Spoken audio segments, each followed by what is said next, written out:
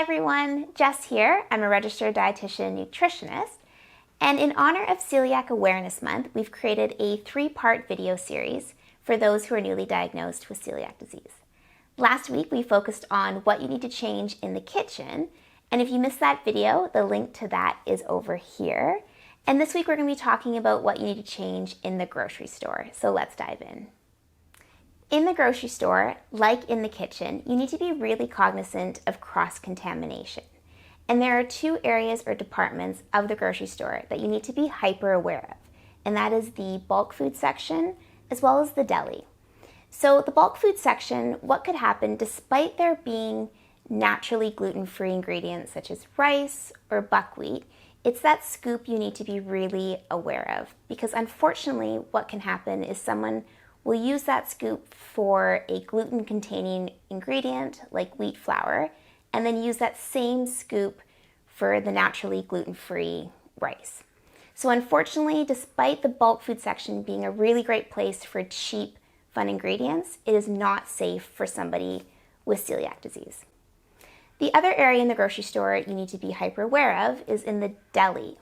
So in the deli, the hot cases where the soups are, what can happen here is that a thermometer that's been used for the chicken noodle soup and is then used for the gluten-free chili will contaminate the gluten-free chili.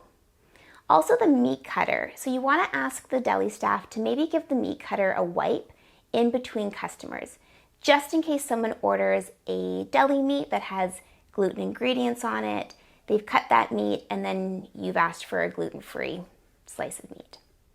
So besides certain areas or departments of the grocery store you need to be hyper aware of for cross-contamination, there's also some products you need to avoid when you're initially diagnosed with celiac disease. And those are the high-risk foods, and that includes oats, lentils, and gluten-free flours. So with oats, despite them being naturally gluten-free, you want to be stabilized on the gluten-free diet, which just means your antibody levels have normalized. And that could take anywhere from 6 to 18 months. So until that happens, I would avoid oats for at least 18 months.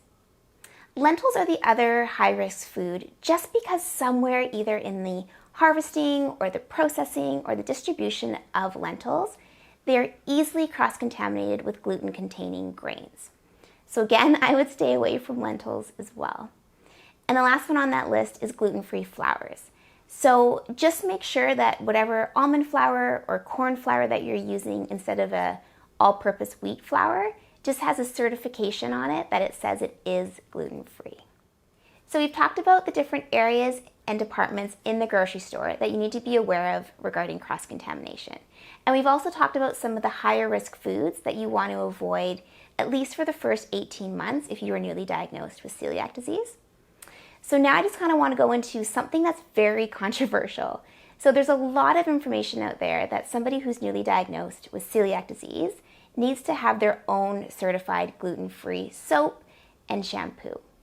But I have some good news for you. You can use your favorite soap and your favorite shampoo without it being necessary that it's gluten-free. But the one thing that you do want to make sure is gluten-free is your medication and your supplements. So talk to your pharmacist and just make sure that your particular prescription is gluten-free. And also if you're taking any supplements, just make sure that that particular one is gluten-free. Even if you're using the same brand, even within brands, you'll see some variation. If you like this video, don't forget to hit the like button. If you want more information about supplements, check out the playlist over here. And otherwise, I will see you guys next week when we talk about what you need to change in your thinking.